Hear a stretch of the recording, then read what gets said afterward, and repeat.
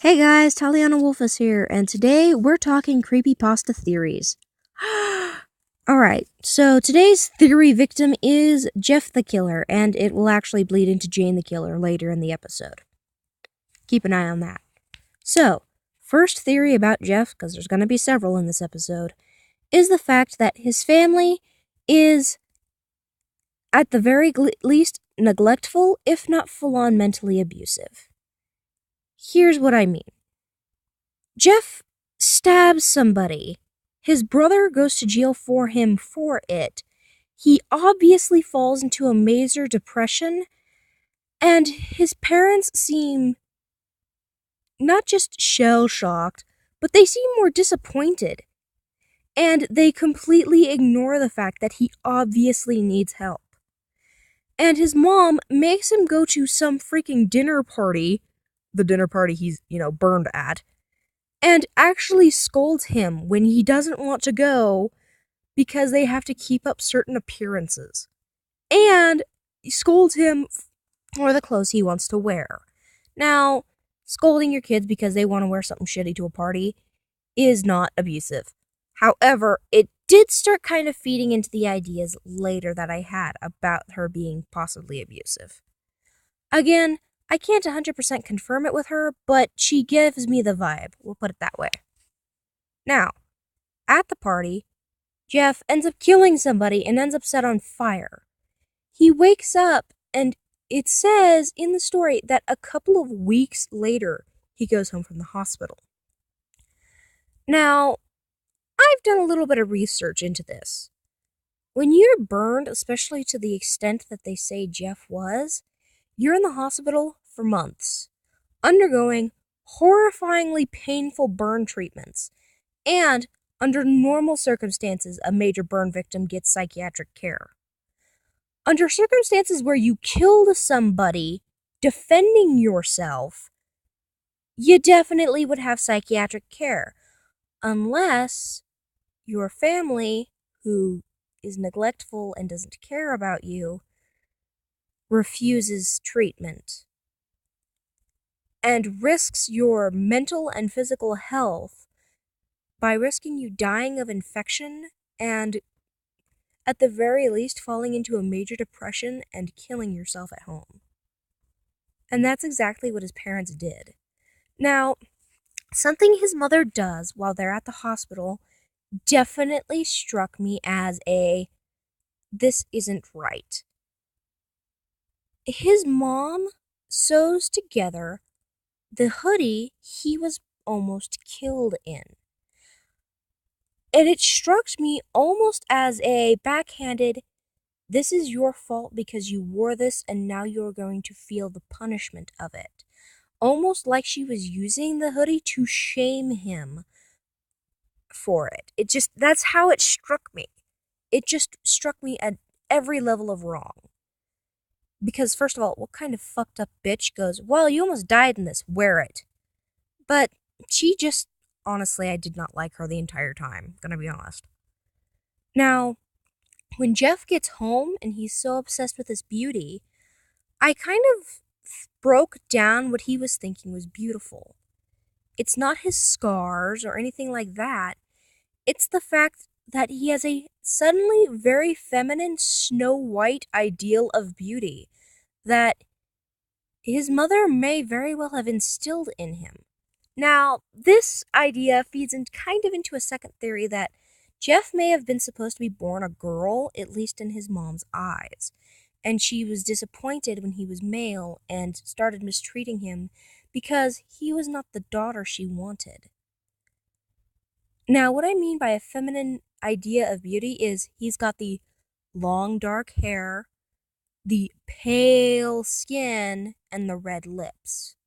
Well, if you look at the description of Snow White, that's exactly her. He straight up broke down what he looked like into the feminine Snow White ideal of beauty. And I was very confused at first as to why this 12-year-old little boy, who seemed to identify throughout the entire story as a boy, would have such a feminine idea of beauty. And then I started reading some fan fiction, and I know fanfiction is not, canon, but it's fucking creepypasta. Nothing's canon. I started actually looking at it, and I realized his mom treats him more femininely throughout his original story, and even more so in several fanfictions. She may, and I'm going to say she did, want him to be a girl, and she tried her best to treat him like a girl within the realm of keeping up appearances. Now, another thing that highly suggests she was at the very least neglectful, if not full-on mentally abusive, was her reaction when he was cutting his face. Let me ask you this.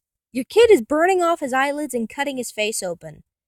Is your first reaction not to try to grab the knife and whatever he's burning himself with and call 911 because your child, your 12-year-old, is severely harming themselves? That's what most parents' reaction would be. Ones that love and care about their kids, they see them carving their face like a Thanksgiving turkey. They're gonna panic, grab the knife, and start screaming. She didn't. She lied to Jeff, ran away, and screamed for her husband to get the gun.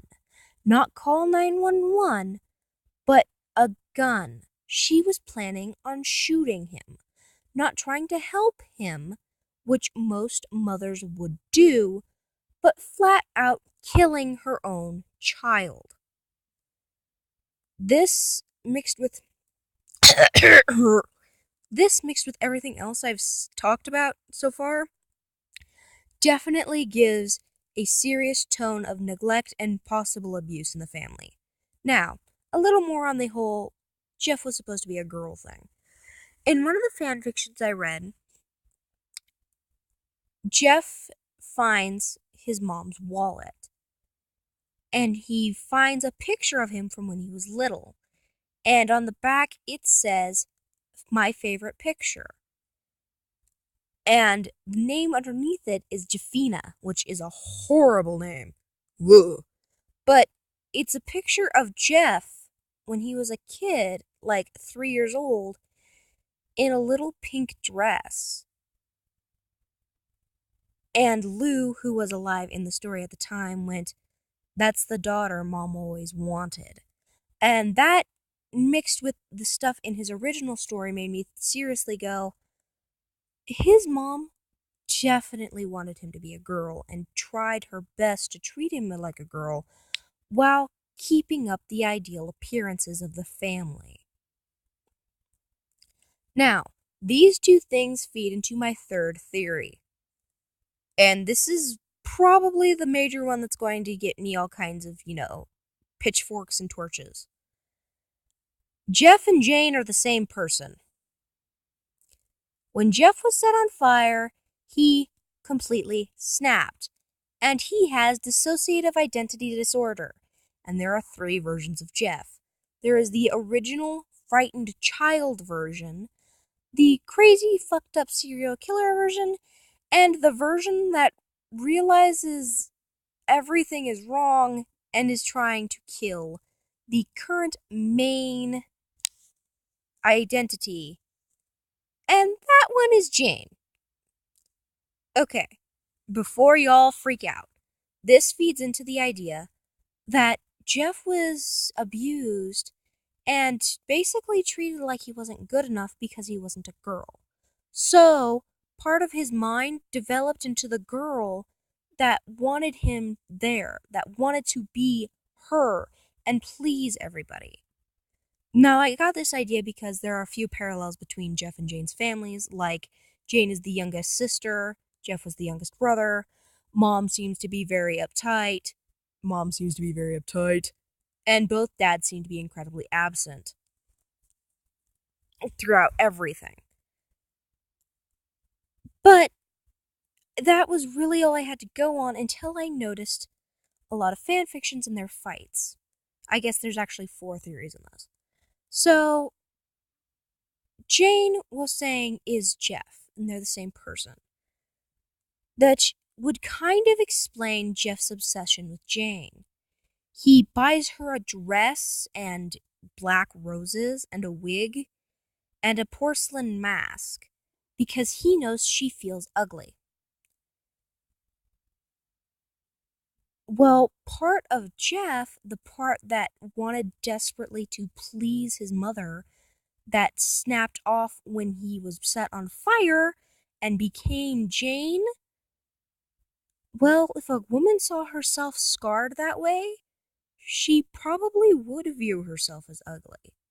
At least in the basic sense of, gender roles and nonsense. So, Jane sees herself as ugly, Jeff sees himself as beautiful, but they look basically the same. Yeah. Now, I know it's a bit of a stretch, but bear with me because that is what crosses over into this final theory, and this final theory is kind of the wrap up into all of it. Jeff isn't free. He's not running around killing people. Jeff, basically right after he killed his family, was immediately captured by the police and locked up. And all the fights he has with Jane, all the people he's killing, everything is just happening in a headspace because he's completely snapped and he lives in his own little world. Now, if you're going, bitch, how? What? Think about it for a moment. And mind you, I am involving fan fictions and stuff in these theories. Yeah, welcome to the fandom. First of all, Jeff burned off his eyelids, yet somehow in future stories, he's like 25, 26, 30s, and he's not blind. He has not gotten a single infection from his untreated, not fully healed burn wounds. Mind you, it would take more than a couple of weeks for those burns to fully heal. So they were not fully healed when he was left the hospital. And he basically killed his parents that night. As a homeless youth, he would not have been able to take care of himself. And as a homeless youth, he would not have been able to, A, get the money to buy black roses, a porcelain mask, a black wig, and a little black dress for Jane. And I think he bought her a pair of pumps, too, and shoes are fucking expensive. He wouldn't have been able to afford those things, let alone to, as he was growing up, keep himself in black dress pants, hoodies, and new knives.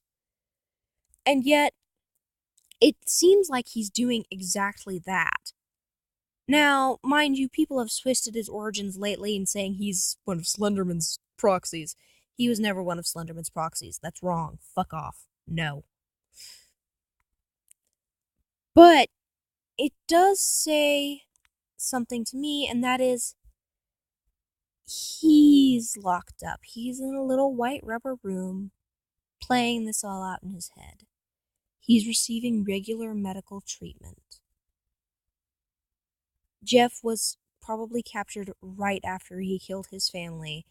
They realized exactly how insane this child was and dropped him in an asylum. And that's basically the only way he would be receiving the regular care needed to keep him from going blind and from losing his eyes, and to keep him from dying from infection while he's living on his own. Plus, him inside his own head would explain how he was just able to get hold of these dresses and stuff for Jane. And it would also explain why somehow, no matter where they go, Jeff and Jane always know where each other are.